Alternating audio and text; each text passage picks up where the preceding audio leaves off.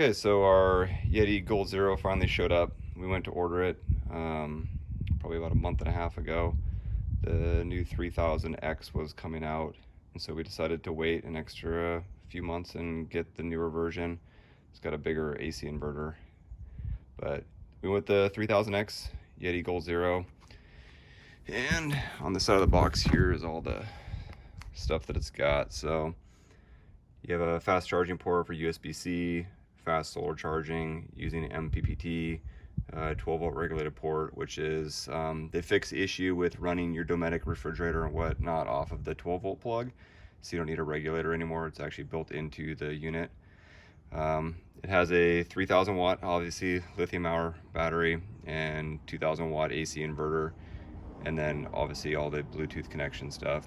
Total weight's about 70 pounds. And we actually kind of lucked out because we did our measurements for this for our cabinet system based off the old unit, and they're identical. So we'll hop inside and I'll show you what that looks like. So we just got it in, and so we're still in the process of doing the first initial charge on it. But here's where it sits underneath our cabinet. It's also our countertop where our sink will go, and the seat is out and the cutting board's flipped up. But unit looks almost identical to the other Yeti 3000. The only difference I think is the bigger inverter. But you have fast charging inputs on the left there, all your other outputs right here. So you have your 12 volt, your 8mm, and then your Anderson connector output there. Obviously LCD screen shows you all your inputs, outputs, charging times. You have your smaller 60 watt input output, USBs, and then your 18 watt USB-C as well. And then obviously over here you have your two inverter plugs. We also added the expansion tank on the top up here, which allows you to charge off of the alternator for the vehicle. And then back in here, Mammoth fans set us up with some really cool plugs. And then I just ran it behind the wall for the Adventure Wagons kit. And so down here on the bottom is where it comes out of the back of the expansion tank. I made a cord, plugs into the wall there, and then goes to the alternator for charging the Yeti.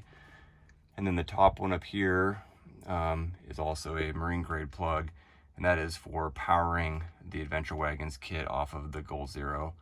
And so for that I had to make a cord that goes from here, you'll see it come back around up here, and then use the Anderson connector off of the fast charging unit for the Yeti, which I didn't need. So I just chopped that off and then made a new cord to bridge the gap. So that way on the selector switch, or the isolator switch that Mammoth provided us in their house battery system, I now can go from the house battery system, or if that is dead, flip completely over to the Goal Zero, and it will run the S-bar, the refrigerator, the lights, pretty much anything off of the Adventure Wagons fuse block.